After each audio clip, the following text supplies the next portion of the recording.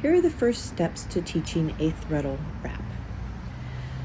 First thing I want to do is make sure my dog understands how to turn away from my body. And they're also going to see the kind of hand motion I'll use when doing a Threadle wrap. A low hand, turning away, moving away from my body, kind of like I'm stirring a pot. I start by luring my dog, and then I quickly switch to having no cookies in my hand and just getting them to follow the motion. I make sure I do this on both sides. Now, a lot of people have already done this when they were teaching a rear cross, so hopefully the dog is already familiar with this step. The next thing I'm going to do is I'm going to set some kind of a target on the landing side, a mark bucket, a toy, or a food dish. And I'm going to have my dog parallel to the jump so they're not staring at the jump bar. I also have the jump bar very, very low. And I'm going to do the same thing. I'm simply going to start in that ready position with my hand nice and low, and then release my dog and ask them for the behavior. So I leave my dog in a sit, and this isn't even a Threadle because she's already on the takeoff side. I'm just getting her to understand to move away from me.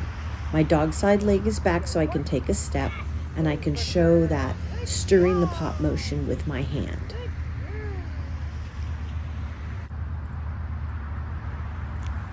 Now I'm making it a little bit harder because the dog is actually on the wrong side, or the landing side of the jump. So she definitely has to make the choice to come around the wing, turn away from me, and take the jump. Again, ready position, release, and off we go. Now I've gotten rid of the mark bucket, and whoops, that was a slice. And I think the reason she sliced is had her a little bit too close to the jump. So I want to be a little bit ahead of her so she can have time to turn away from me and take that jump. Now I have her on the plane of the jump, so there's a little bit of a choice which side she takes. But again, I'm assuming the ready position first before I release her. Once she understands, I'm going to slowly make it harder and harder. So now she has a choice. Which side should she take? Low hand, show her what's going on, and reward. And I'll just work her around the clock until I'm happy with that. Now this is the next step. She's actually facing the jump, so she really has a choice to either take the front side or come with me around to the back side and do the Threadle.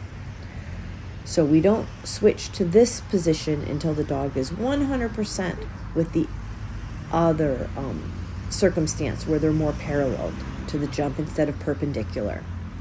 I'm sorry she's off the frame, but now she's maybe about a foot in, so she has a little bit of a choice to come with me and around.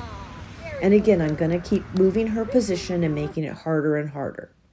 So next she would be about center of the bar, and I would work her all the way over until she is at the opposite wing and can come all the way around. The final thing I'll do is start moving both of our positions further and further away from the jump.